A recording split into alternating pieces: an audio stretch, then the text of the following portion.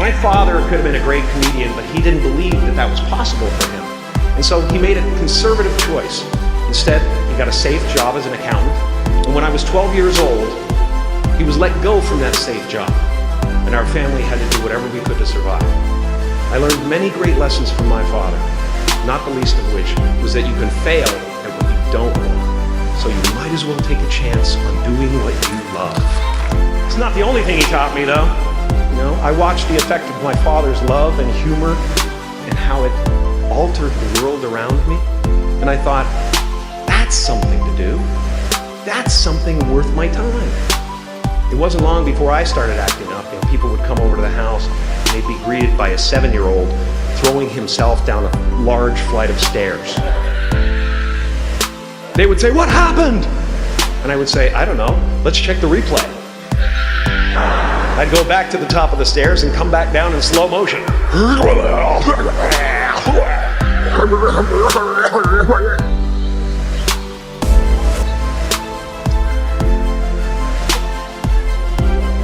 It was a very strange household.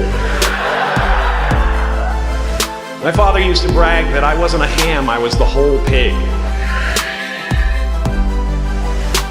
And he treated my talent as if it was his second chance.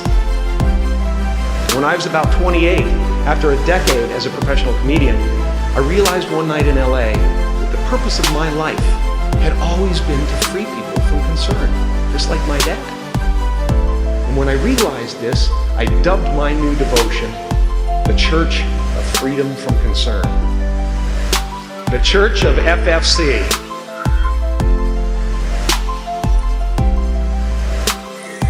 And I dedicated myself to that ministry.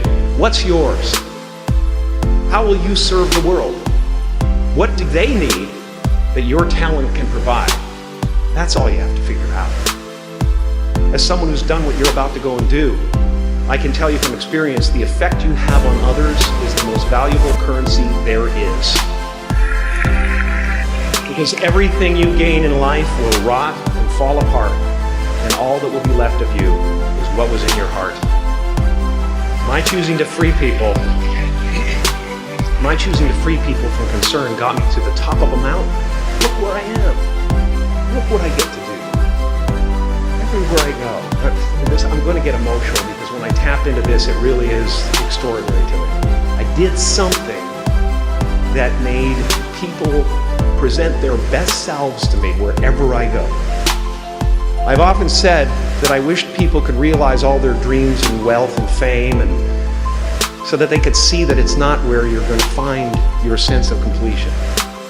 Like many of you, I was concerned about going out into the world and doing something bigger than myself, until someone smarter than myself made me realize that there is nothing bigger than myself. Because life doesn't happen to you, it happens for you. How do I know this? I don't, but I'm making sound, and that's the important thing. That's what I'm here to do. Sometimes I think that's the only thing that's important, really. You know, it's just letting each other know we're here. Reminding each other that we're part of a larger self. Your job is not to figure out how it's going to happen for you, but to open the door in your head. And when the door opens in real life, just walk through it. And don't worry if you miss your cue, because there's always doors opening. They keep opening. And when I say life doesn't happen to you, it happens for you, I really don't know if that's true. I'm just making a conscious choice to perceive challenges as something beneficial so that I can deal with them in the most productive way.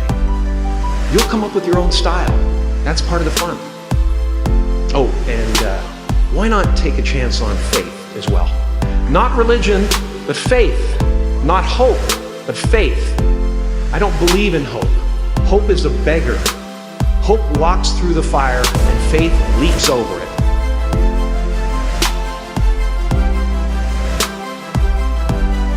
I used to believe that who I was ended at the edge of my skin. That I had been given this little vehicle called a body from which to experience creation. Although I couldn't have asked for a sportier model. It was, after all, a loaner and would have to be returned. Then I learned that everything outside the vehicle was part of me too. And now I drive a convertible.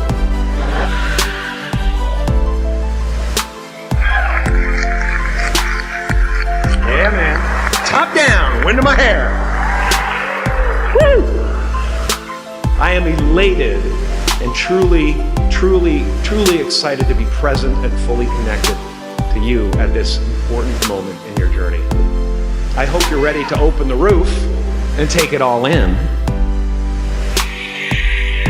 You are the vanguard of knowledge and consciousness, a new wave in a vast ocean of possibilities. On the other side of that door, there's a world starving for new ideas, new leadership.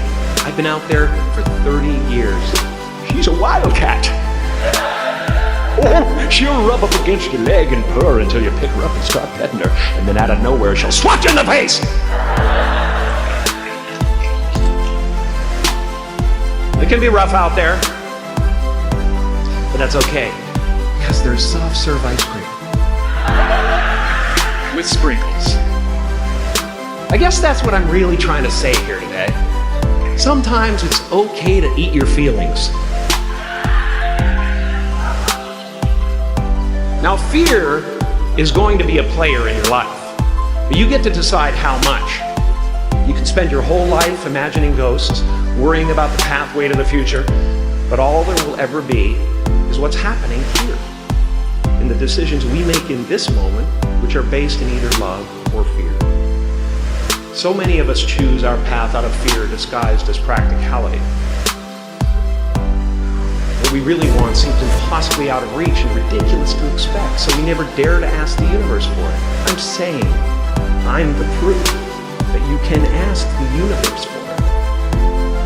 Please.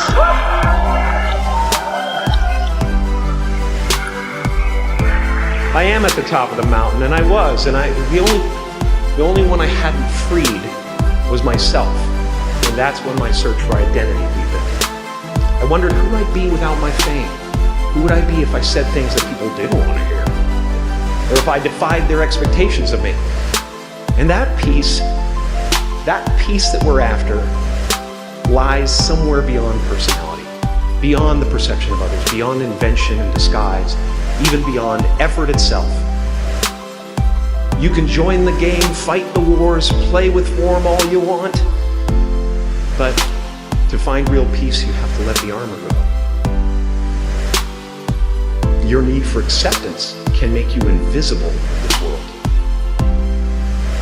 Don't let anything stand in the way of the light that shines through this form. Risk being seen in all of your glory.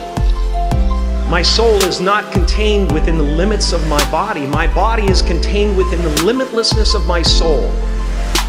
Now I'm always at the beginning. I have a reset button, and I ride that button constantly. Once that button is functioning in your life, there's no story that the mind could create that will be as compelling. The imagination is always manufacturing scenarios, both good and bad, and the ego tries to keep you trapped in the multiplex of the mind.